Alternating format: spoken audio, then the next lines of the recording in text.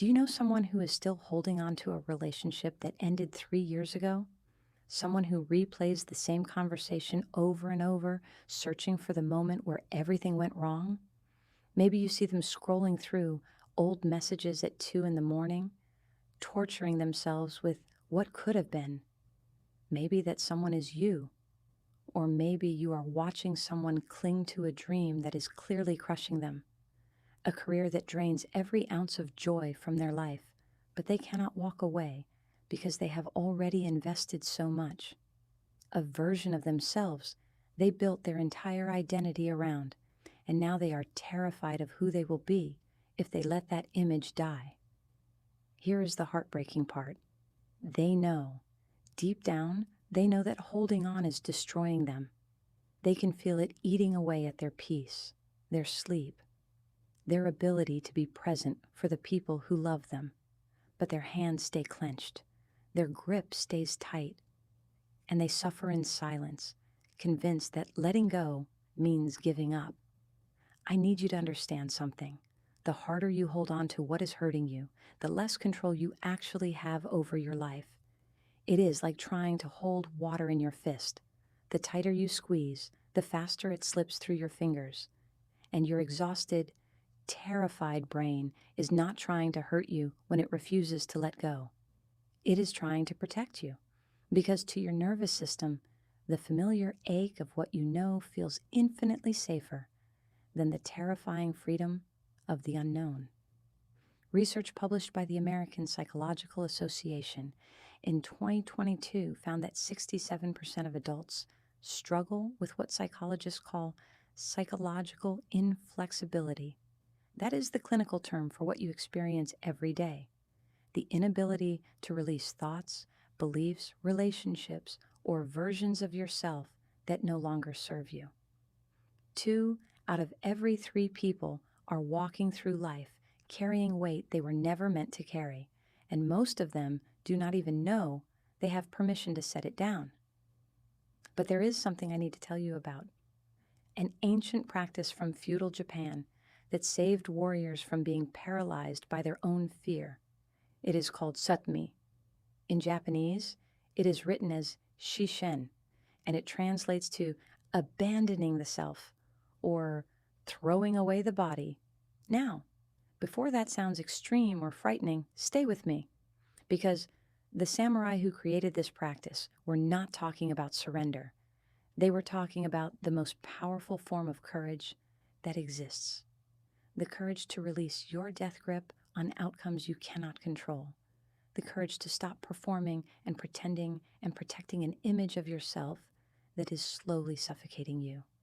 I am Dr. Hannah. I've spent 22 years as a relationship coach, sitting across from people whose lives are collapsing under the weight of what they refuse to release. I have watched brilliant, loving, capable people destroy themselves, trying to control things that were never theirs to control.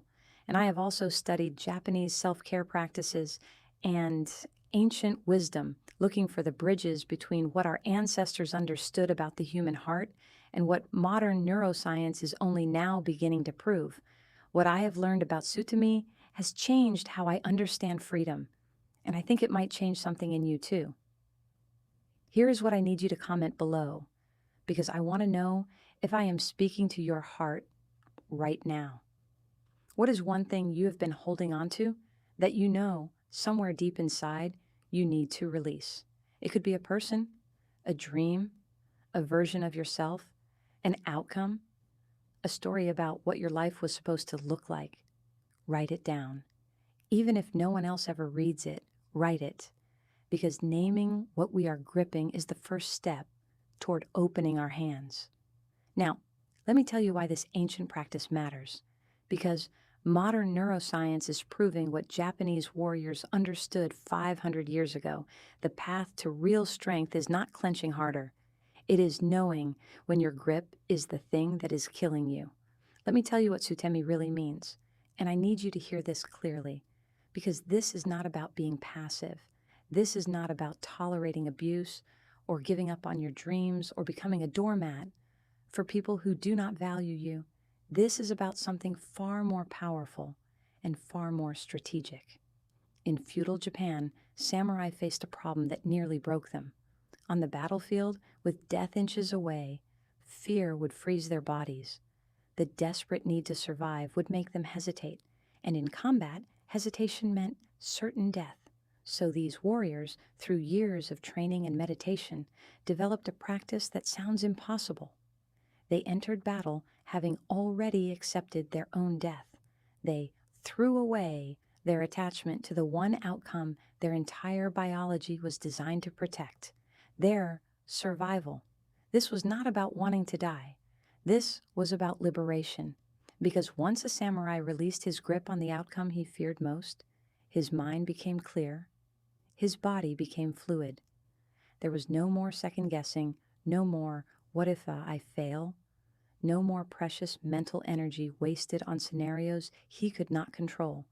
Everything, every ounce of his being, could be poured into this moment, this breath, this action, complete presence, complete freedom. Sutami Shishen.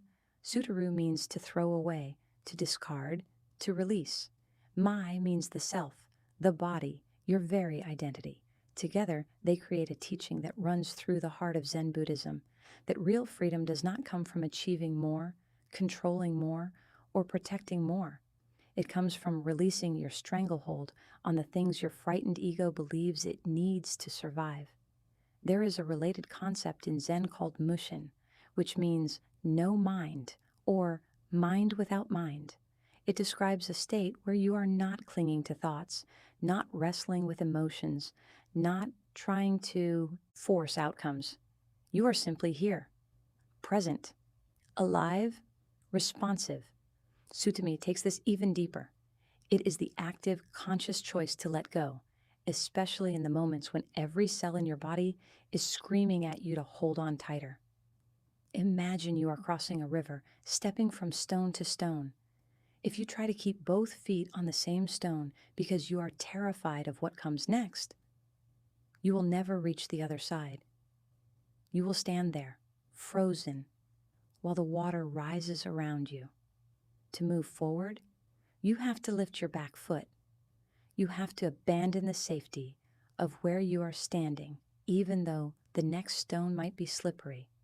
Even though you cannot be absolutely certain, it will hold your weight. That moment when your foot leaves the stone, when you are suspended between what was and what will be, that is sutami. That is the practice of trust. This is not reckless. The samurai did not walk into battle unprepared. They trained for decades. They sharpened their minds and their blades. They studied strategy and philosophy and movement. But when the moment arrived, they let go of needing a guarantee. They stepped forward with everything they had, already at peace with every possible outcome. Your brain right now, today, is facing the exact same battle those warriors faced. Not the threat of physical death, but something your nervous system registers as just as dangerous. The death of your identity, the death of the story you have been telling yourself about who you are, what you deserve, what your life is supposed to look like. The death of the image you have been performing for the world. The one you think is keeping you safe and loved and worthy. And just like those samurai, the tighter you grip that story, the more paralyzed you become. The more your life shrinks, the more you suffer. Let me show you what is happening in your brain when you cannot let go, because understanding this changes everything. In 2021, researchers at Stanford University studied people who practiced acceptance-based techniques, which is the modern therapeutic version of what Sutemi teaches. They found that when people consciously practice releasing their attachment to specific outcomes, their brains change in measurable ways. Activity in the anterior cingulate cortex dropped by 43%.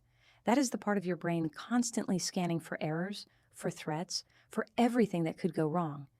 It is the voice that runs the what if I fail simulation on an endless loop, and it quiets dramatically. But here is the beautiful part. At the same time, activity increased in the prefrontal cortex, specifically the regions responsible for flexible thinking and adaptive decision making. Your brain was not shutting down, it was waking up. All that energy that was locked in worry and rumination suddenly became available for creativity, for problem solving, for actually living your life instead of just surviving it. Dr. Judson Brewer at Brown University has dedicated his career to studying something called the default mode network. That is the part of your brain that is always on when you are thinking about yourself, your past, your future, your identity, your failures, your image. In research published in 2023, he discovered that people who practice letting go, whether through meditation or therapy or spiritual practice, show dramatically less activity in the posterior cingulate cortex, which is the hub of that self-obsessed network. What does that actually mean for you? It means your brain stops the endless loop of, I am the person who failed. I am the person who got hurt. I am the person who needs this specific thing to happen, or I will never be okay. That voice quiets, and suddenly you have access to an enormous reservoir of energy and attention that was previously consumed by protecting and defending and maintaining a version of yourself that maybe never even existed. A study from the University of Pennsylvania in 2022 put numbers to this. People who practiced acceptance and release for just 4 weeks, 28 days, showed a 61% increase in psychological flexibility. That is your ability to be present with what is actually happening instead of rigidly demanding that reality match your expectations. 61% in 1 month. Your brain is not your enemy. It is trying so hard to keep you safe. But it does not understand that the death it is protecting you from, the ego death, the identity death, is not the end. It is the beginning. It is the doorway to a version of yourself that does not need to perform or prove or protect anymore. So, how do you actually do this? How do you practice sutemi when your whole life feels like it is built on things you are afraid to release? Week 1 is about getting brutally honest about what you are gripping.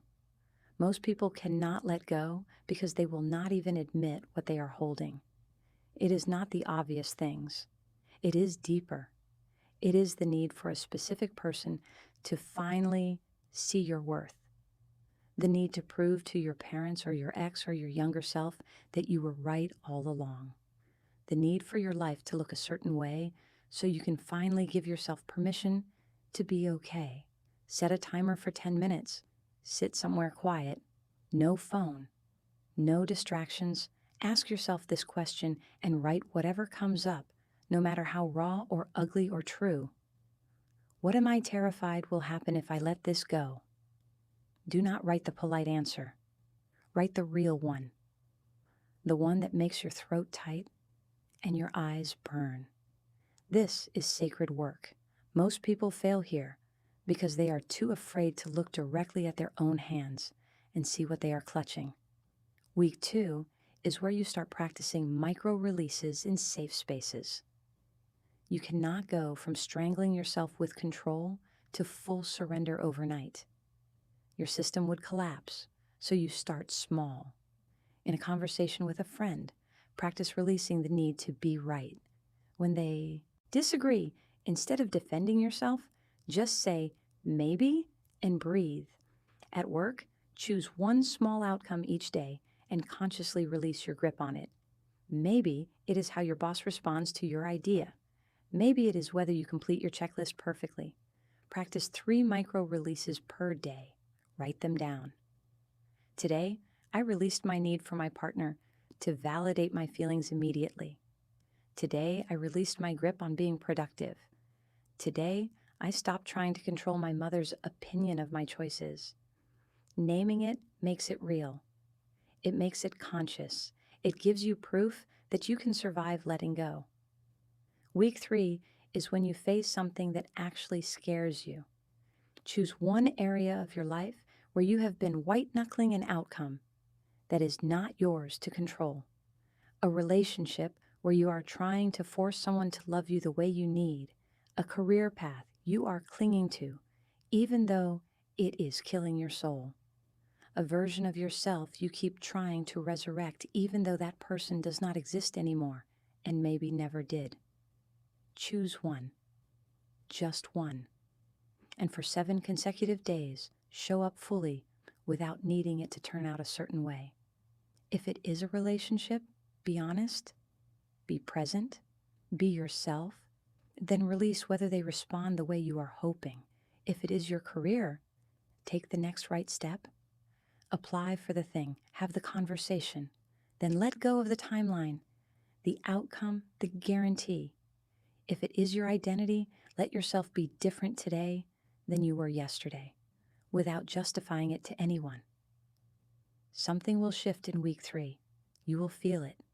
The less you grip, the more alive you become. Not despite letting go, because of it. Because all that energy you were burning trying to control the uncontrollable is suddenly available for presence, for creativity, for actually connecting with your life. Week 4 is integration. Sutame stops being something you do and starts being who you are. You begin recognizing the sensation of gripping the moment it happens. Your jaw clenches, your chest tightens, your mind spirals into, it has to be this way or I will fall apart. And instead of fighting it or analyzing it, you just breathe and release. Not because you are giving up, because you trust yourself to handle whatever comes. Practice this everywhere. In your body, release the scale and the timeline and the desperate need for visible proof. Show up for your health because you respect the body that carries you through this life. In your relationships, stop choreographing how people should feel about you. Be yourself. Let them respond however they respond. In your work, in your finances, in your friendships, keep asking, where am I gripping? And then, gently, courageously, open your hand. Researchers at Harvard Medical School followed people practicing this for 12 weeks.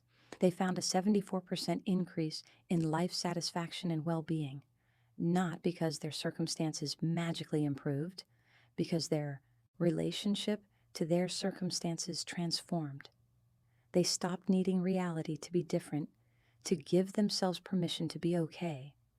But the transformation that matters most cannot be measured in a study. When you practice Sutemi, something shifts in your soul. You stop performing for invisible audiences. You stop living like your worth is determined by outcomes you cannot control.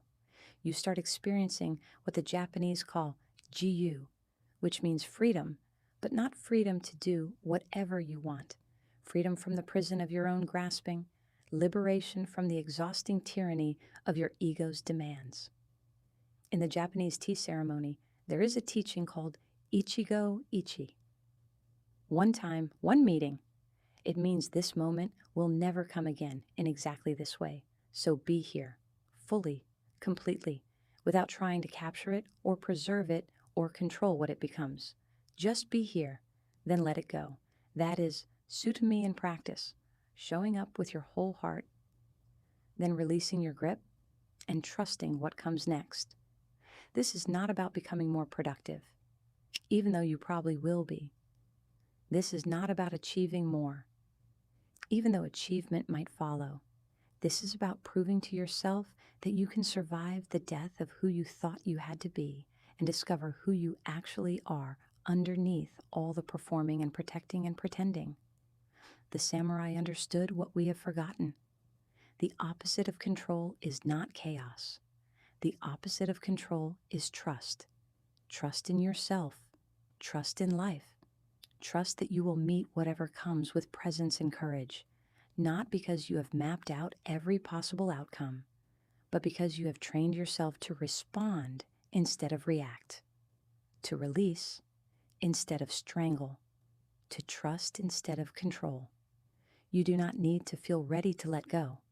You do not need certainty. You do not need to see the next stone before you lift your foot.